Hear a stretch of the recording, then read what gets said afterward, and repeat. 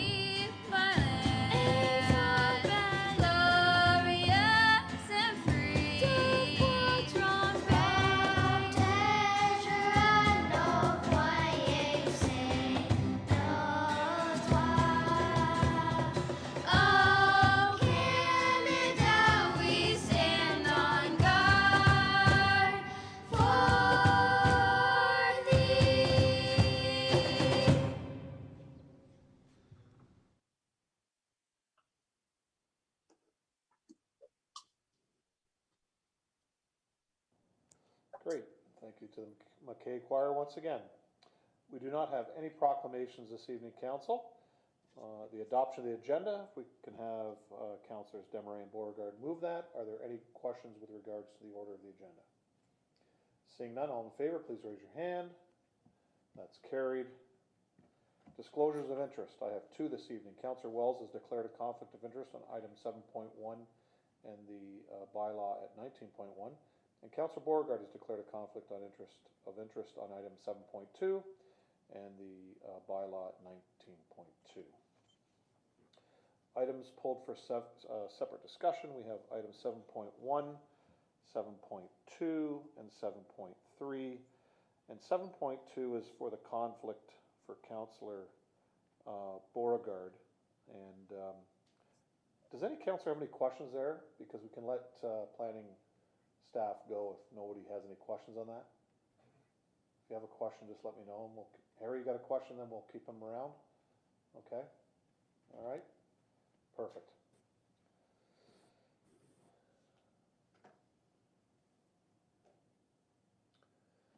So now we're going to move on to the approval of minutes, the regular meeting of council and of July 26th and the public meeting of July 19th.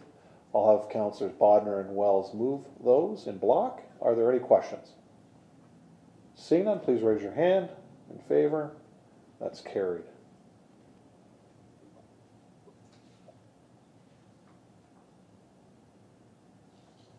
There are no presentations nor delegations. I'll get into the mayor's report.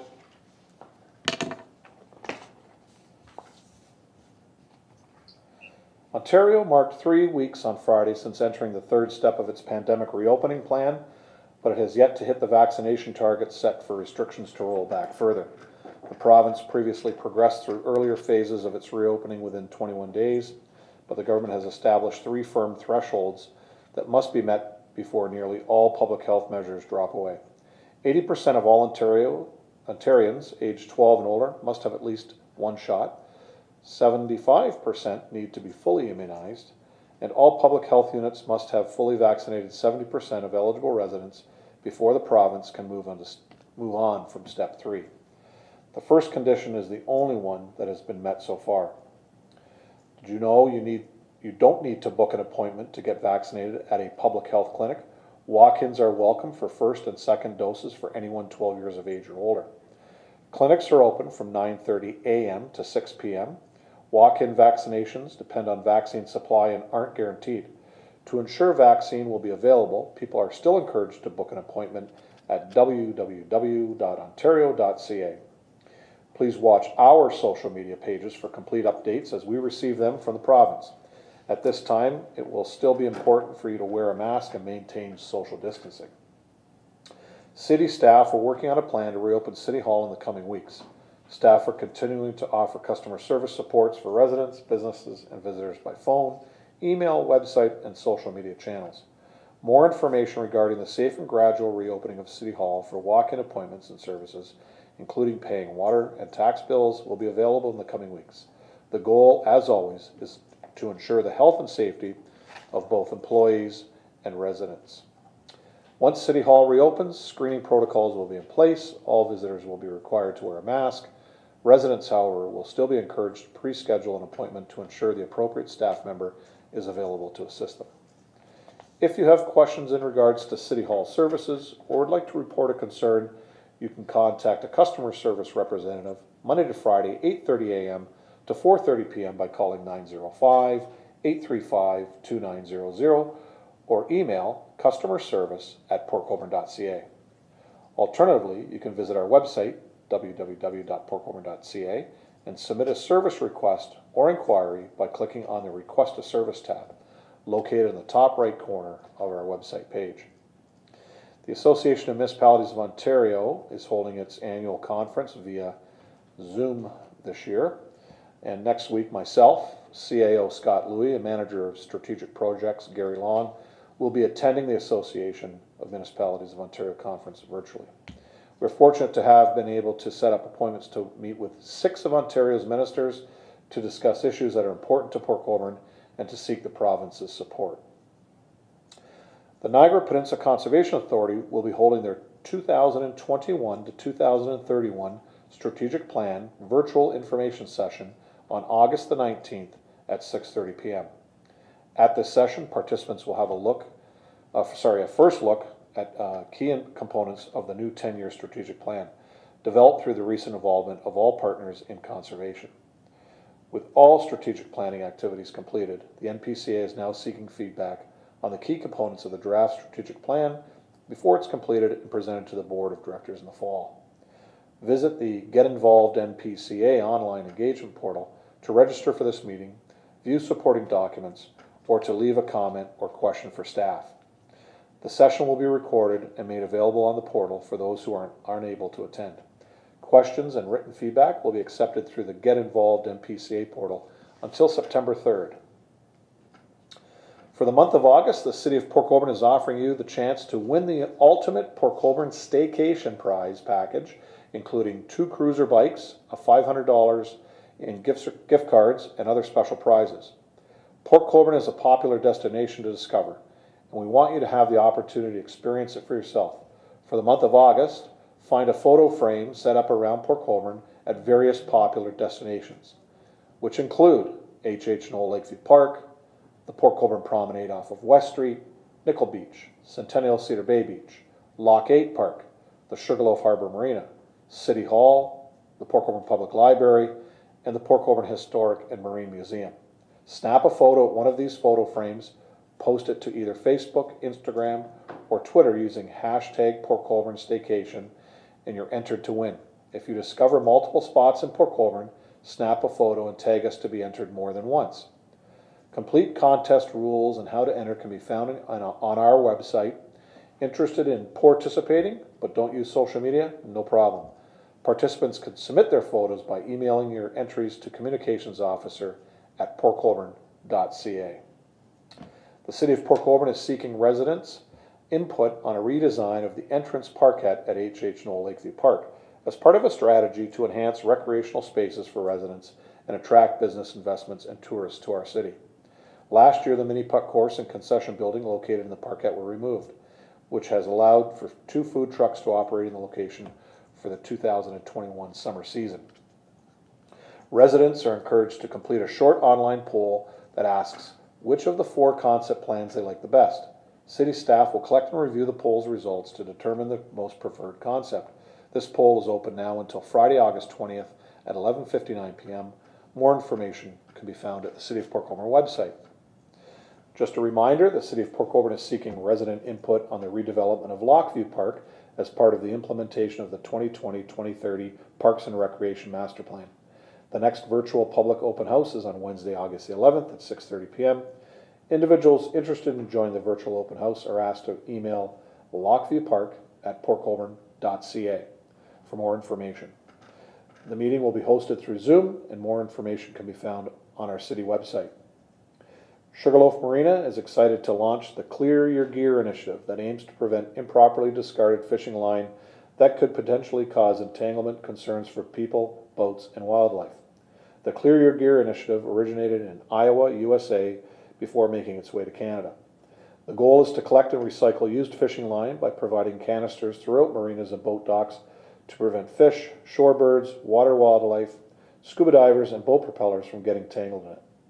Most fishing line bought today is made of non-biodegradable monofilament, and if not disposed of properly, can remain in the environment for years. With the help of local avid fishermen and community environmental advocate Mike Cooper, the Clear Your Gear initiative is now available at Sugarloaf Harbor Marina. Mike first approached the city about the project in the new year, emphasizing the importance of being environmentally conscious and proposed alternative recycling solutions. With a little help from volunteers and city staff, 4 canisters have been strategically placed at Sugarloaf Harbor Marina, the public boat ramp, and H.H. Knoll Lakeview Park to allow for easy recycling of used fishing line. For more information, visit clearyourgear.ca. This Saturday, August the 14th, from 10 a.m. to 4 p.m., the Port Colborne Public Library is hosting their free comic book day. Drop by the library to pick up your free comic book. Spin the prize wheel to win an extra prize. Feeling super? Dress up like your favorite superhero or wear a cape and get your photo taken with a local superhero. Thanks to our friends at Sketchbook Comics and Games for the Comics. This free event is for all ages, and everyone at the Port Colborne Public Library are hoping to see as many people there as possible. And again, on behalf of City Council, please thank you and stay safe. Councillors, any questions with regards to the Mayor's report? Okay, seeing none. Now we have our regional councillor, Councillor Butters.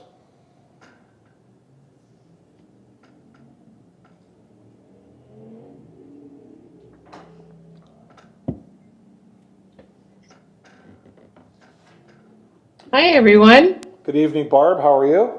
I'm good. How are you? Very well, thanks. And welcome again. Well. So be brief as I can. Actually, we have on August 9th, three new cases of COVID in Niagara, 50 active cases. So thank goodness our cases are low and seeming to stay low. So all of us who are doing the thing of vaccination and washing of hands and social distancing and masking, we need to keep that up. Through the public health site, Nickel Beach is open for swimming in terms of the health of the water. Cedar Bay, as of August 4th, was deemed unsafe due to algae. Somebody I was talking to just the other day said the algae was still pretty bad at Cedar Bay. So judge yourselves accordingly to what beaches that you want to attend and what you want to do there. This week there will be no public health standing committee meeting. Public Works meets tomorrow morning at 9:30, and Corporate Services is Wednesday at 9:30, and Planning and Economic Development is Wednesday afternoon at 1 o'clock. So a couple of the things that are kind of coming up on the radar is being asked to endorse in principle a Made in Niagara forecast and a revised lands needs assessment piece, and it is basically looking at Made in Niagara forecast for what population will come here in between now and 2051. We kind of have to make a decision on this to advance the new official plan work and water and wastewater master plan, the transportation plan. It will be circulated to the local area municipalities and partner agencies and the province for comment. There's also going to be an update on the new official plan and a further draft policy development, and it's going to cover off the natural environment system, the watershed plan, climate change, the Niagara Escarpment Plan, open space, economic prosperity, cultural heritage, and implementation. And much of the summary of the comments will be up on the region's website on or before August 11th, with the natural environment system piece later in September. on the economic development side, we're going to be changing from monthly COVID-19 response and business continuity reports to back to quarterly. So I would say that looks like we're making progress in terms of the COVID piece. So anybody that wants to see what the action has been on the last month or so can tune in to the standing committee meeting. The other thing I want to make sure that you're aware of, I see on your agenda and your correspondence regarding NEG Regional Transit, the NRT on demand piece. And at the last corporate services meeting, Mayor Campion put forward a deferral motion on that because he wanted Welland to have a chance to contact the city of Port Colborne to provide that service or to offer to provide that service. So I just want to make sure that you're aware that that happened. And I'm quite sure that Mayor Steele's on top of it because Mayor Campion did mention some relatively brief conversation with the mayor that kind of encouraged him to put forward that motion. So that's all I have for tonight. Happy to take any questions and help out where I can. Thanks, Mr. Mayor. Great, thank you, Councillor Butters. Questions, Councillor Danch? Thanks so much, Mr. Mayor. And if I could just ask Barb, this blue algae that's shown up in some areas, you had any feedback on that at all? I know it's more of a Lake Ontario thing. I just wonder if we have any issues maybe on Lake Erie, or if you could ask that question for me, please. I can find out if there's anything more local to Lake Erie. From what I understand, it's been more, west of us and in American waters, and there was some identified up in, I think it was Lincoln or West Lincoln on Lake Ontario, but I'll definitely check into that and get back to you. Okay, thank you. I have Councillor Bruno next.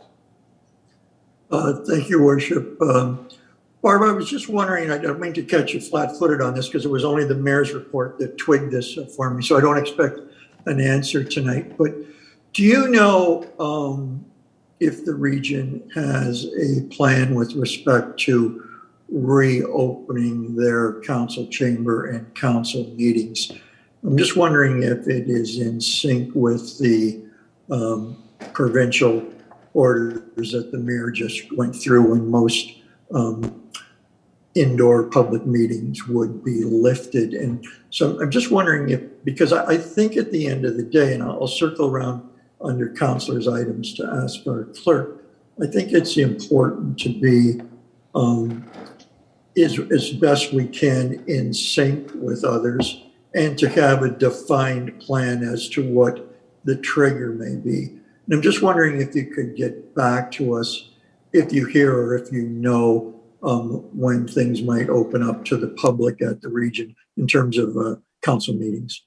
Yeah, actually, I've had a little bit of conversation with our clerk, Miss Emery Norio, and I believe they are working on that, but I'm not sure. I can't say that whether it be September or October or when, but that's what they're working towards doing. But I will definitely check and see if I can get something more definitive, because I agree with you. I would like to see kind of a coordinated effort as well. Thank you, Barb. That's all, Mr. Mayor. Great, thanks, Councillor. Any further questions to the regional councillor? Seeing none, as always, Barb, it's a pleasure having you here. And again, anything anyone needs can either call on Barb or myself, so that's appreciative.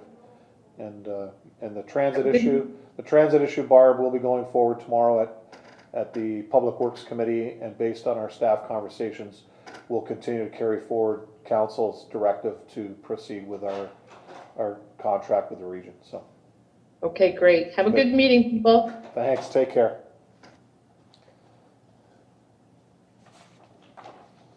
Just prior to moving on, Council, I'm going to take item 7.4 under staff reports and the 8.1 and 8.2 under correspondence.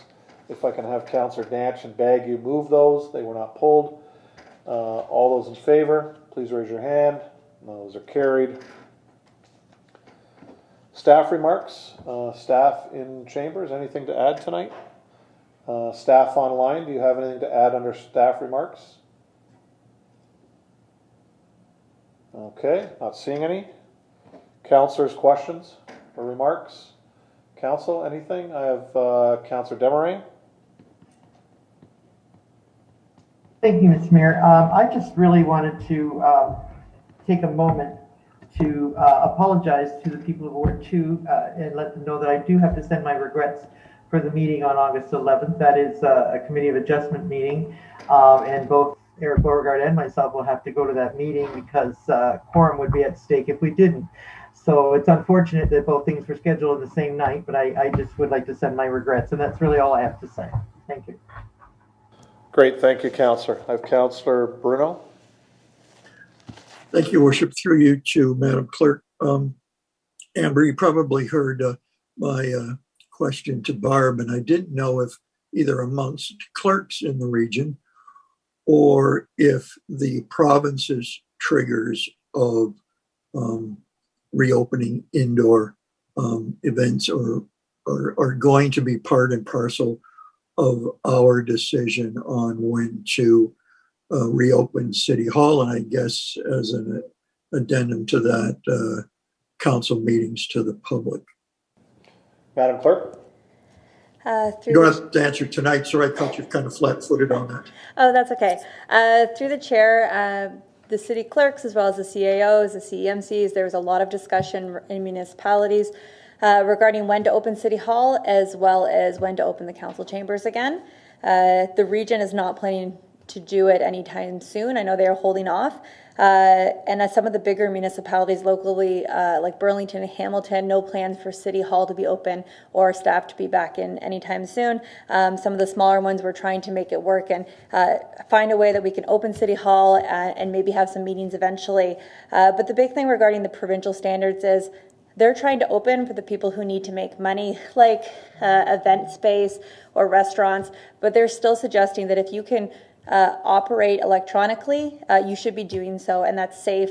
That's the safest way for staff to operate. So we will still continue to recommend that, but please know that we do evaluate it on a weekly basis, and I really do truly hope to open to the public very soon. Councilor Bruno. Thank you, Amber. Appreciate that. Thank you. Councilor Wells. Thank you, Your Worship. I have three questions.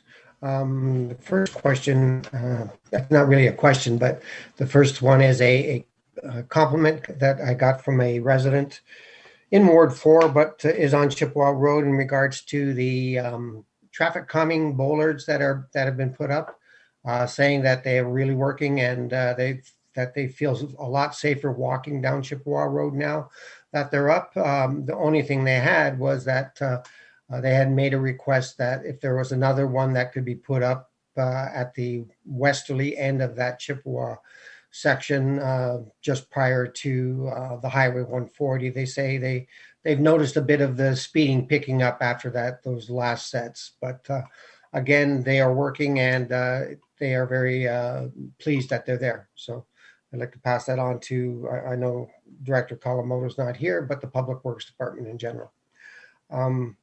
The second question I have is in regards to the, this would be through you to possibly Scott Lawson. He could answer this one.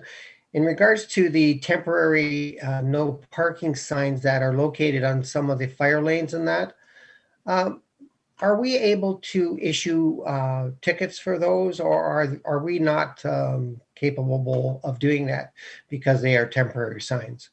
Chief Lawson. Through you, Mr. Mayor, to the councillor. Being new to bylaw, I would have to research that. I believe, though, if we don't own it, it would be very difficult for us to, put a ticket on a car.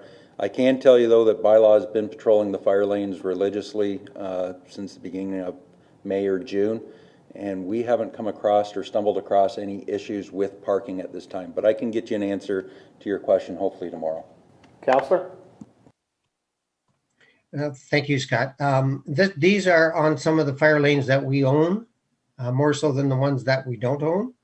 I have had a couple of examples of things that have transpired there, which were probably occurring when the bylaw officers weren't around. But I really like to hear your answer on that one there. I can touch back on that through the mayor to the councillor. If we own that and there's signs up, we can ticket. Excellent. Okay, that answers the question. Thanks, Scott.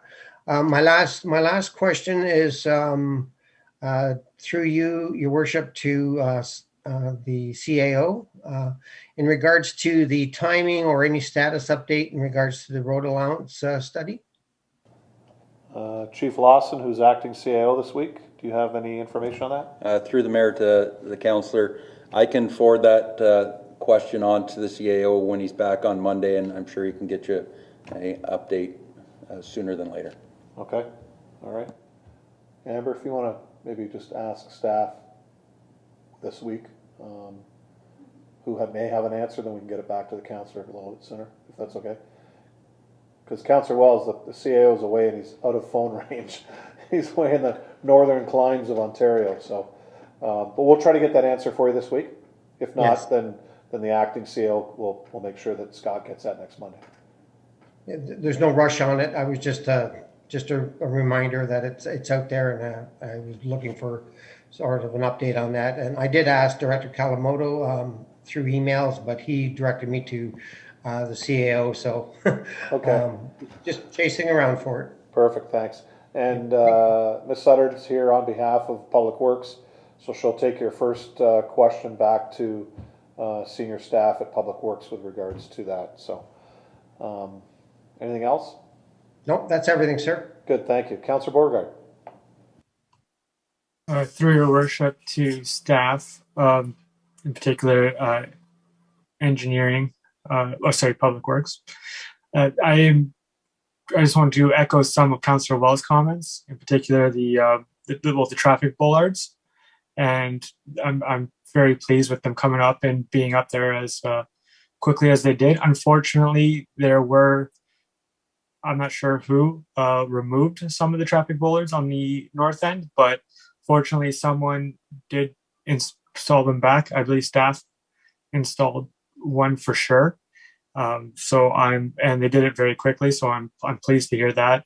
I do look forward to, I believe in September, when we will be installing a sign that will indicate speed. So hopefully that also helps. One thing that I am sort of opposed to would be adding another traffic bollard on the north end. I understand the comments from maybe the resident, but installing a third one when there's two already at the north end, and there's no residences at that particular section, I don't see the need for it necessarily. So, but I would be happy to hear staff's comments on that if they will. That's all. Thank you. Okay, thank you. Darlene, do you have any comments on that, or do you want to take that back? Yeah, just through Mr. Mayor, I'll take that back. I did speak with the engineering staff earlier, and they did indicate that the company that was doing the install indicated that you could be a certain distance away from the intersection, but we can definitely look into that and see if that is something that can be done. And yes, the sign that was taken is being reinstalled. It's supposed to be in later this week, early next week. And some anti-theft bolts are being used for this one. So we'll see how that goes. Great, thank you. Any further questions, council? Perfect. On to item 15, consideration of items requiring separate discussion.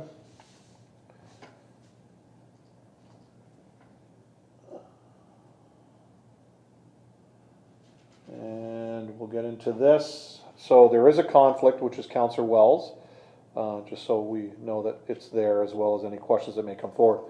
And today, Council, Ms. Vanderveen sent a memo asking that we refer this back to staff to send it back to the engineer. So before I ask for that, I'm going to put this on the floor, have Councillors Bodner and Bruno move this. Are there any questions to this, or do you want to go right to referral? Let me know. Councillor Bodner.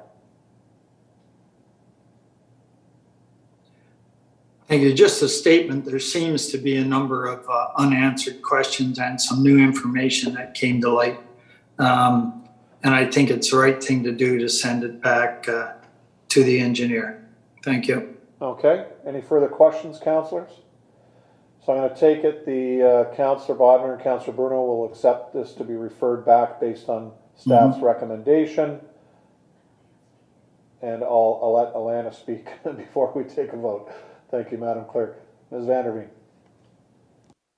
Through you, Mr. Mayor and Council, through a number of the delegations, there were a couple of items that were brought to light that Mr. Marsh and I were not aware of. The previous drainage superintendent did know about these as there was reports written to council. And like I said, I wasn't aware of those, so my apologies for that, for maybe wasting time for having to sit through all of this at the previous meeting. However, it's definitely great that we got to go through this exercise and flush out quite a few of the, I'm not going to say errors, but items that were missed. And then, yeah, we'll get a chance to correct those, address them, and then we will come back again and we will present the new report to you. Great, thanks, Ms. Vanderveen, and we thank Mr. Marsh for attending also this evening. So, councillors, we're going to move to a referral based on, again, staff's recommendation. All those in favor, please raise your hand. And that's carried. Thank you again, staff. Thank you.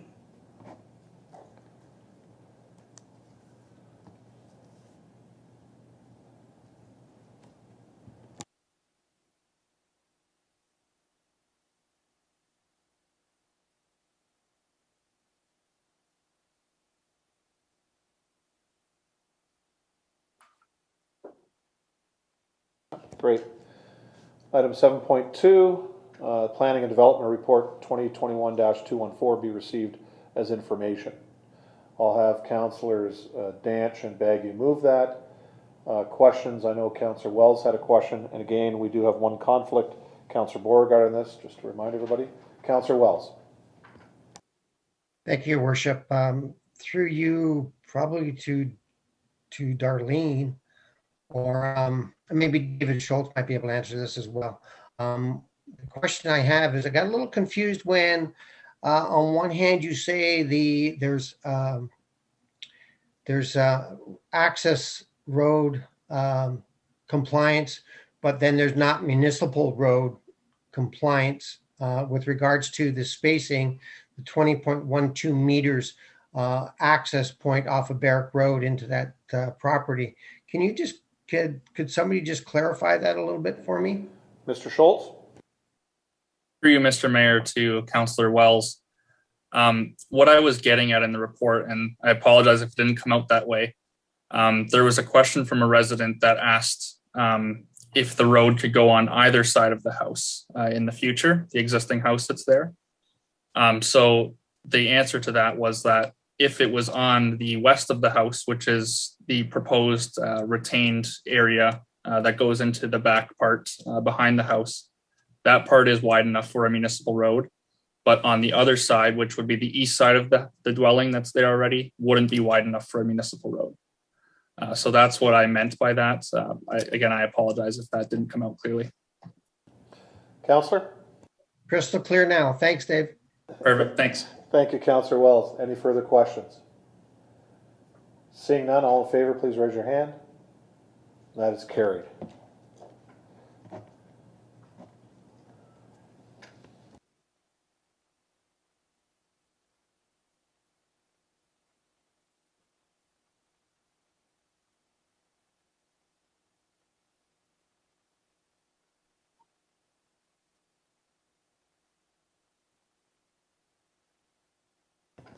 Okay, Council, on to item 7.3.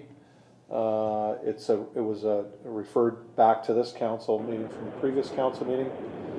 We have Mr. Nicholas DeRoche with regards to the parking of a tow truck on Christmas Street. Welcome, Mr. DeRoche. And to get this on the floor, if I can have Councillors Desmarais and Beauregard move this. Are there any questions from council on this? We heard from Mr. DeRoche last meeting, so it is a continuation of that. Just looking for any questions that you have either for the proponent or for staff. Councillor Bruno. actually probably was more of a point of order. Is Councillor Beauregard been welcomed back? And I haven't seen Councillor Bago on there. Is that just an issue of the screen? Yeah, everybody's here. Thank you. Okay. Councillor Danch? Through you, Mr. Mayor, I just want to clarify. You want me to ask my questions that I have for Mr. Damaris? Is that what you want to say? Or we can wait and talk to him one-to-one? No, you can ask questions to the proponent if you have any questions, or to staff. Mr. Lawson's here on behalf of staff. If you do have questions to the proponent, we can take them now. Okay. And if I could, and I had a short conversation with the fellow. So how long is your truck? I mean, I mean, it looks substantial. I mean, it's a diesel truck. Like, how long is the deck on that? Mr. DeRoche?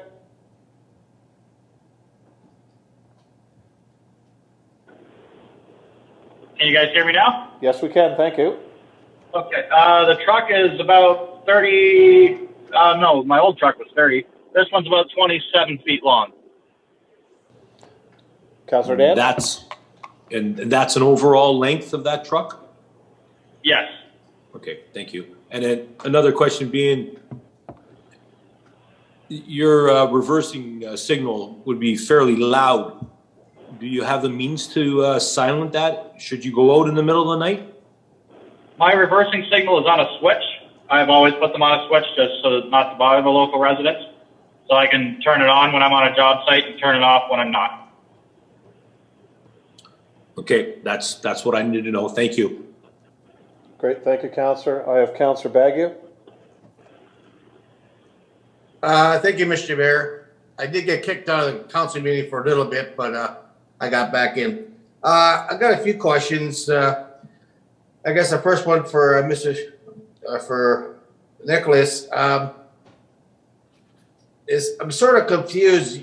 Your first letter says "will go towing," and now on your truck it says Tom James. Like, yes, I'm a subcontractor for Tom James Towing. So my business name is Will Go Towing, and I run under Tom James Towing Authority. I'm an owner-operator. I'm just one guy with one truck, and I run under Tom James Running Authority. His insurance, I'd say 98% of my business comes directly from Tom. So I subcontract for Tom James Towing. Councillor? Okay, thank you. My next question is, have you approached any of the businesses north of you in order to park your truck at their properly zoned areas? I have. I'm not sure what the address of the property, but to the northeast of me, there's a gentleman. It used to be a body shop there that he has, and I approached him, but he wasn't interested in having the truck on his property. And he's just, I mean, you can see that place from mine. The only other nearby businesses would be Erie Muffler and Brake, and they don't have the space in their parking lot, as well as Doug Schwartz Appliances does not either. Councillor?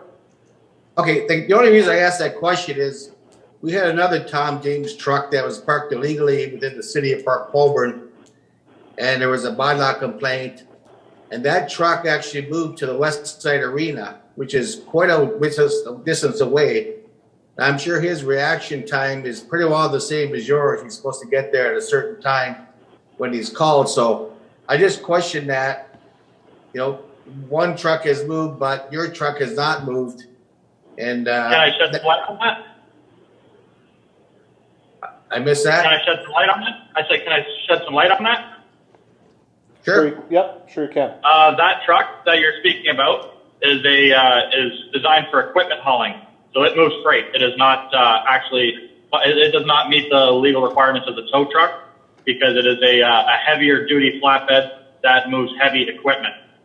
So that one's not actually a tow truck, whereas mine is a wrecker designed for moving specifically disabled motor vehicles. Councillor? Okay, thank you, Mr. Rep. My last question is for, I guess, Chief Lawson. Again, you said he mentioned he was on. Yes. And one of my concerns is my proponent putting in a request for what he wants to get done. Does that actually stop bylaw from issuing tickets since July 12th? Like, I noticed the truck's been there quite a few times over the holiday weekend. I noticed it there today. Actually, it was parked on the wrong side of the road today, and another truck blocking the stop sign. I wasn't impressed with that. But just so Mr. Lawson could address that, because it just seems like we gave him permission to park here from the last time he came to council until now. Chief Lawson? Through the mayor to council, I don't believe, I'd have to take a look, but I don't believe that's a no parking area. Residents with a smaller car are allowed to park on the shoulder there.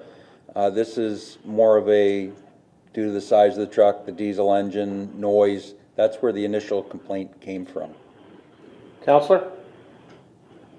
So what you're telling me, tickets have not been issued? Chief? Through the mayor to the council, no. I do not believe there has been any tickets.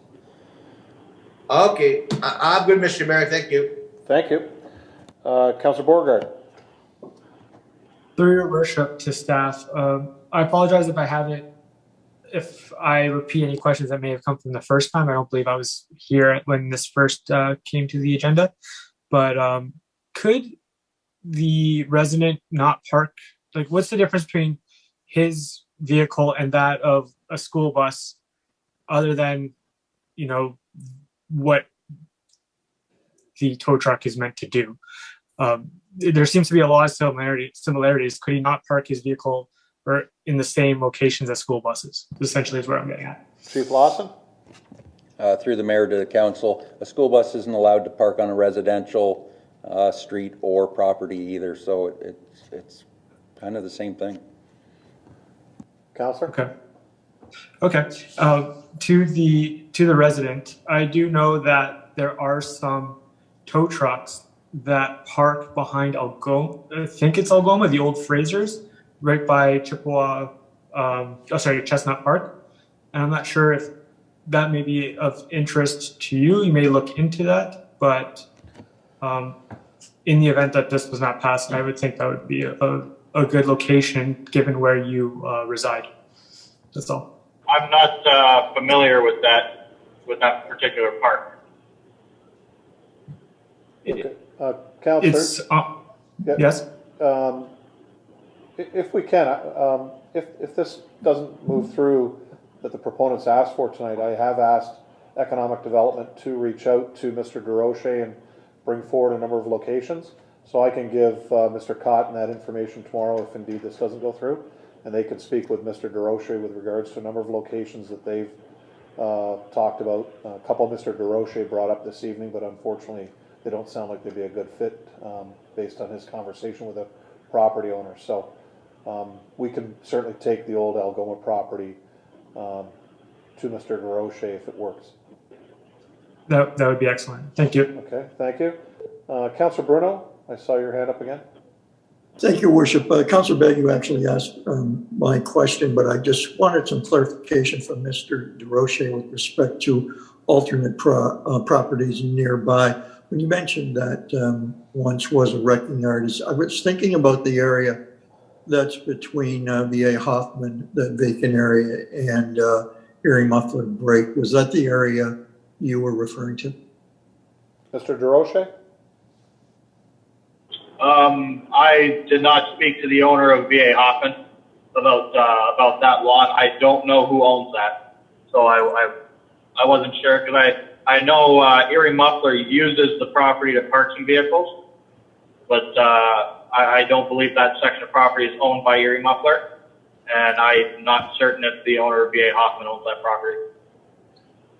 Councillor? Thank you, Mr. Roche. I'm of the same mind. I'm not sure who owns it, but I do know Dante and that group do use it. That's all, Mr. Mayor. Thank you. Thank you. Thank you. Any further questions, councillors? Councillor Desmarais? Thank you, Mr. Mayor. I just had one One question, not a question, actually, a point to make that came out of the report, and that is just so the public is aware, because I've had a lot of people calling me asking me about this. The tow truck is not considered an emergency vehicle unless it's actually in service, towing at the scene of an accident. Otherwise, it is not an emergency vehicle. People were really quite concerned about that. And trying to tell me that it's not an emergency vehicle, but the report does say that. So I want to make it clear that that is well known, and the city is aware of that. Thank you. Great, thank you. Okay, council, any further questions?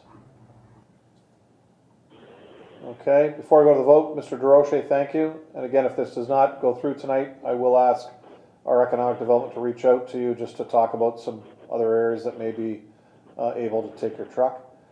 But we appreciate you attending this evening. So no further questions, okay. Council.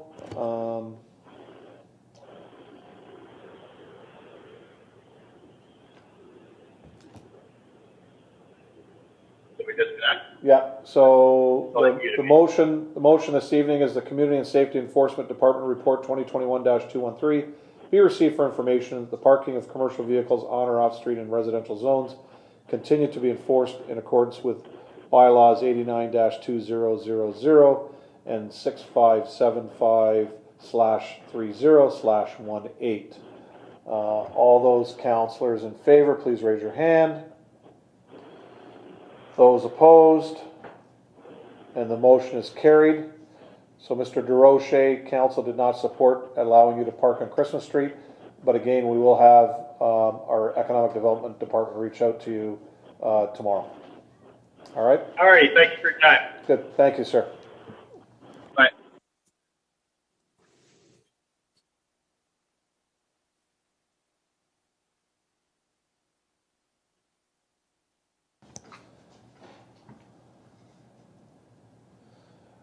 Council, there are no motions this evening. Does anyone have any notices of motion? Seeing none. We have two sets of minutes. The Port Colborne Historical and Marine Museum Board minutes of June the 15th and the Grant Policy Committee minutes of February the 18th meeting. I'm going to do these in bulk. Councillors Desmarais and Bagu can move those. Are there any questions on any of those minutes? Seeing none, all in favor, please raise your hand. And that is carried.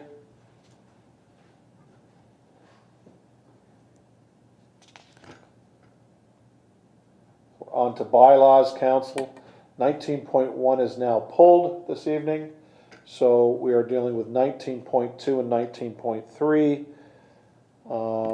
19.2, we do have a conflict with Councillor Beauregard. If I can have Councillors Danch and Bagu move 19.2. Any questions to that bylaw? All in favor? Raise your hand. That's carried.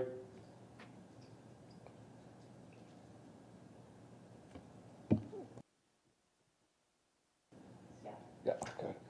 On to bylaw 19.3. I'll have Councillors Bruno and Wells move that. Are there any questions to the 19.3? Seeing none, all in favor, raise your hand. That's carried.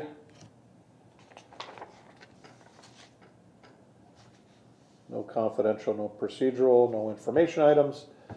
Ladies and gentlemen, we are now adjourned. Thank you very much. And for those watching from home, again, please contact any of our customer service reps if you have any issues or need to report anything. If not, everybody have a great rest of their week. Thank you. Good night, everybody. Night, everyone. Good night.